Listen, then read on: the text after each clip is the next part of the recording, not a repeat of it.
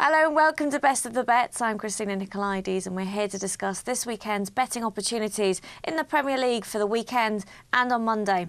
And I've got Gareth Walker with us, who is our bookie extraordinaire. Hi Gareth, how are you doing? Hello Christina, very well, thank you. Good. And I have Sam Dymond, who's our editor of bestofthebets.com and our resident football expert. How are you doing, Sam? Very well, thank you. Good. Right, the first game we are looking at, early kick-off, Reading versus Southampton. Reading are 3.3 for this match, Southampton 2.25, and the draw is available at 3.6. I've desperately spent the last 24 hours trying to make a case for Reading, thinking that Nigel Adkins knows this Southampton side better than anyone, but the gap between the two has grown so much. It's really hard to see how Reading are going to, get themselves out of this hole they've got themselves into now. I don't think they're going to. They lost 4-1 at Arsenal last week. We kind of expected them to get beaten there. Yeah. So this is Adkins' first chance for a result, and it's probably Reading's last chance if they are going to pull off some miraculous escape. Been lots of goals in Reading games lately. I think 10 of the last 11 have gone over 2.5. But I think, I tried to make the case last week that I think Adkins will try and sort of shore up what's been a very leaky defence. So I'm just going to take a little bet on unders this week, I think. So the under 2.5 goals in the game is priced at 2, so that's even money. Yeah. I was obsessed with Everton for the end of last year up to about Christmas, but since then Southampton, it's all about Southampton for me. Really like them. With this match, I mean 2.25, that price has already been backed in. There's some shrewd operators been involved. They were bigger than that when the prices were first chalked up at the start of the week. But I think anything odds against really for me here is a bet. I think Southampton are just a much better team. Slightly wary of the Adkins factor, which apart, if McDermott was still there, I'd be really piling into Southampton here. But there is a question mark there. Yeah. Reading could respond. I haven't seen really anything from Reading recently. Those wins that they had around Christmas and the New Year seem to have just been really good fortune that got them. Though it's now looking back on that. Now it's looking desperate. And can't really, as I say, we're keen to make a case for outsiders when everyone will be thinking Southampton are good things here. But to me, Southampton are good things here. Yeah. I'm prepared to take them on the handicap, so -1. So to win by 2 or more goals, that's priced at 4. I think that's a great bet. And then correct scores, I'll be looking sort of 3-1, 4-1, that sort of thing. I know Sam's looking for a KGM. I think if Southampton get into gear and score early, the game will have to open up, and they could run out convincing winners. The only sort of negative you can look at really at Southampton, and I don't even know if it is a negative, is they've won 3 of the last 10 games, and they've come against Manchester City, Chelsea and Liverpool. Yeah. So whether there's some kind of psychological issue that they raise their game against the big teams. Yeah, maybe might think they're safe now as well. They might be.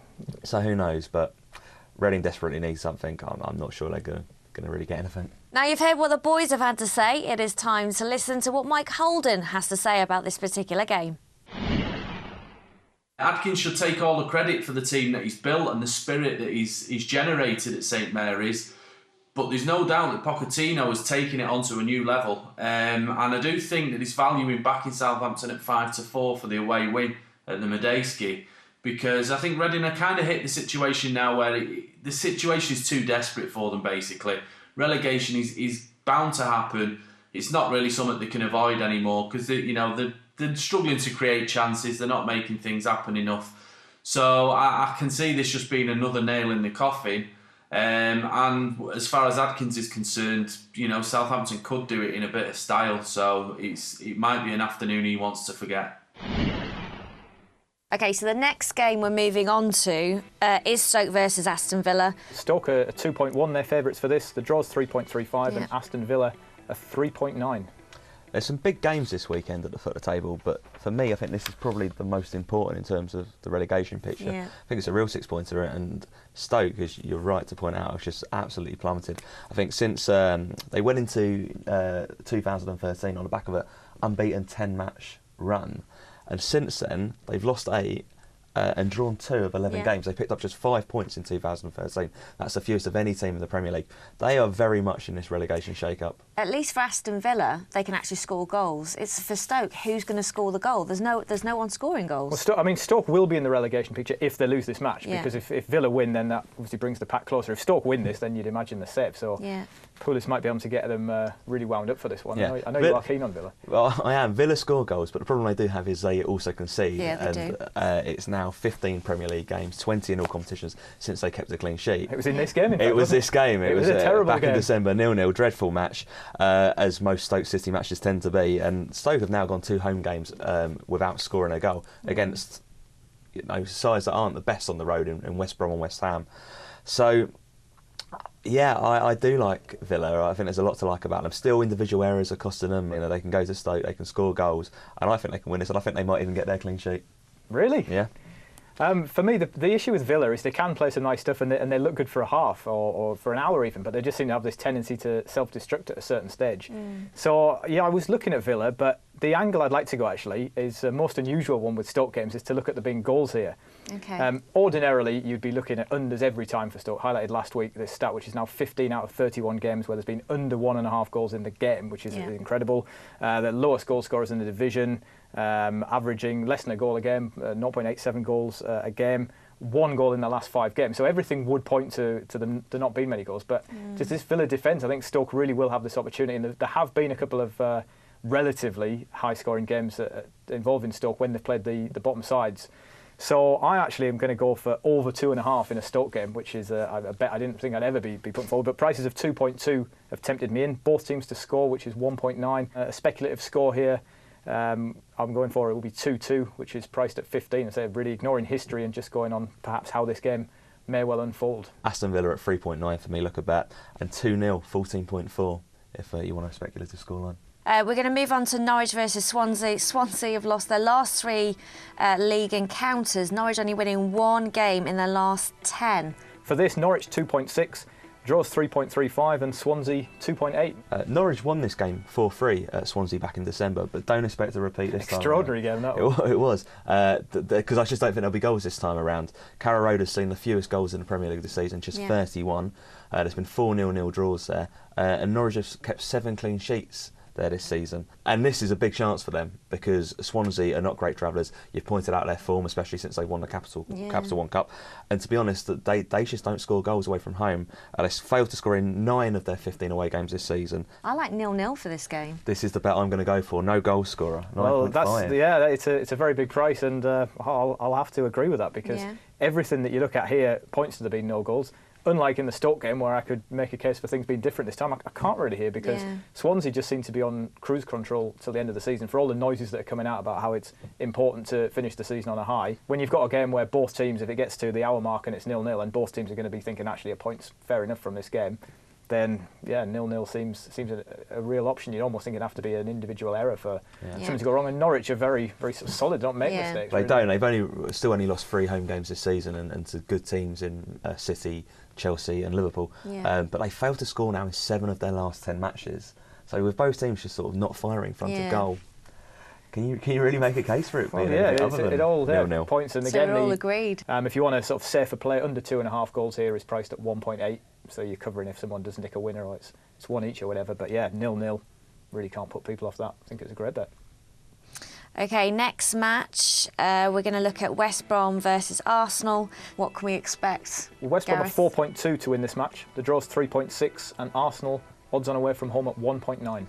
Yeah, we always try to avoid Arsenal when they're odds on away from home because they have a tendency to let us down. I think I've tried to avoid them just in general all season. But I don't know if we can avoid them for much longer because they're in decent form. They've won 6 of the last 8 games in the league. And they seem to be hitting form at the right time. So they've had a nice run of fixtures, haven't they? They have done, but since December the 1st, they've only lost 3 games, and all the teams above them in Man City, Chelsea and Tottenham. They've still got defensive issues. They're indecisive. But it's whether West Brom have got whatever, Well, we flagged up the Malumbu-Yacob partnership so many times this season. So, again, to have that not together for 3 matches now is going to be a loss for them because the Hawthorns is a very hard place to go. It has been for a while, but Arsenal did go there on the last day of last season and win a crunch game to get in the Champions League, and I think they'll probably win this weekend to go a long way to securing another season in the Champions League next year. Instinct really. You just think, well, we've got to look at opposing. West Brom are in the top half, all the rest of it, but the bet I'm going to go for will be draw at half time and Arsenal to win at full time, which is priced at 5. West Brom don't tend to draw many games either. I think only 5 this season. Only United have drawn fewer, but they have got goals in them, but you can just see Arsenal. If Arsenal click, you're never really sure what you're going to get from them. But if they can click, they can turn it on. Theo Walcott might be in line for a return as well, which would be a boost. So I just like Arsenal 1.9 really, but I won't be having a big bet on them. So we are going to move on to La Liga, and we're going to look at 4th versus 5th, Real Sociedad versus Malaga. Well, I just can't be, wax lyrical about Real Sociedad enough. I think they're absolute joy to watch. They didn't win last week, but it was another lovely. Were they unlucky? I fancied Espanyol to win that. You know, maybe Sociedad were fortunate to get a point. No, Sam is very keen on Sociedad. He's been talking about them for a long time. I thought what was beautiful about that game last week was 10 of their starting 11 have come through the ranks at Sociedad. So it just proves you don't have to go spend money to put a very good team together. It's now 1 defeat in 19, that 4-3 to Madrid. And it all started with a 2-1 success at Malaga earlier in the season. So they've got good players, got youngsters coming through like Ruben Pardo, who's looked very good this season. It looks very close if you look at the league. It's just one place, 1 point separating the teams. I think Sociedad could clock up quite a big win here, and I'm going to take them on the handicap, -1. That's priced at 2.9, so that's a good way of doing it. The match price is Sociedad at 1.7, the draw is 3.8, and Malaga at 5.4. I've actually been looking to oppose Sociedad in recent weeks. They've had this tremendous run of form, but teams that are on the crest of whether you're sort of waiting for something to go wrong. I thought Espanyol were a great team to oppose them with last week, which ended up a draw. I don't think Malaga are a good team to oppose them with. This Champions League factor is huge. It makes such a difference. They've got to go to Dortmund on Tuesday. They'll think they've got a real chance of qualifying if they can nick a goal there. Everything points to Sociedad here. I'd just like the 1.7 for the home win. Okay, we're going to go from top of La Liga to bottom. Deportivo versus Real Zaragoza, 20th versus 17th. But there's only 4 points that separate these two teams. Massive game. Deportivo are priced at 2. The draw is 3.5 and Real Zaragoza 4.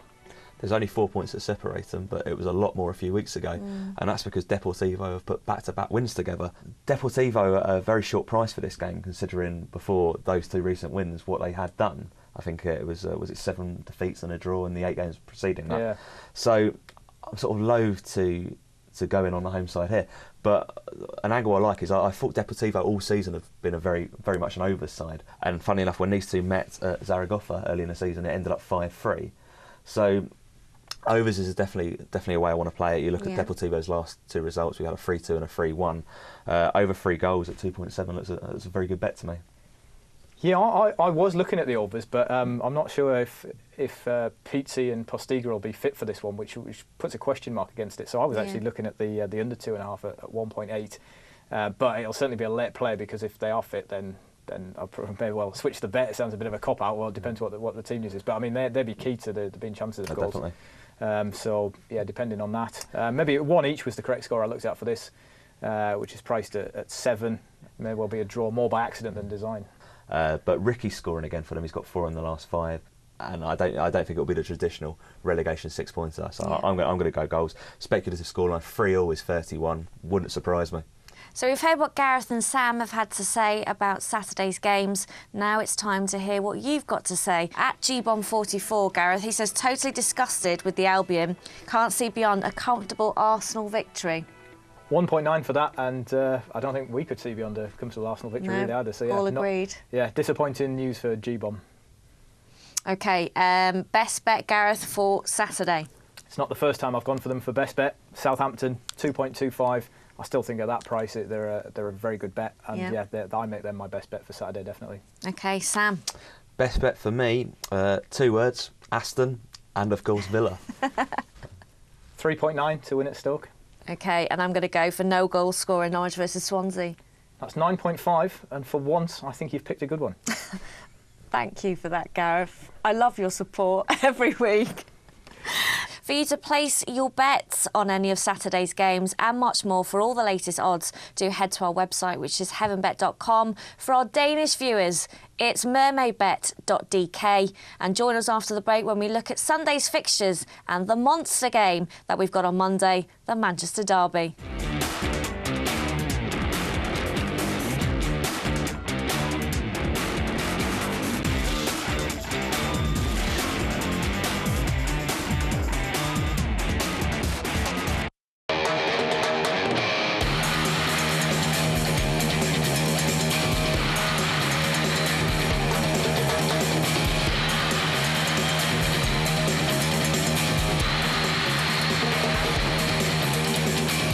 Heavenbet.com, a new betting site from Poker Heaven.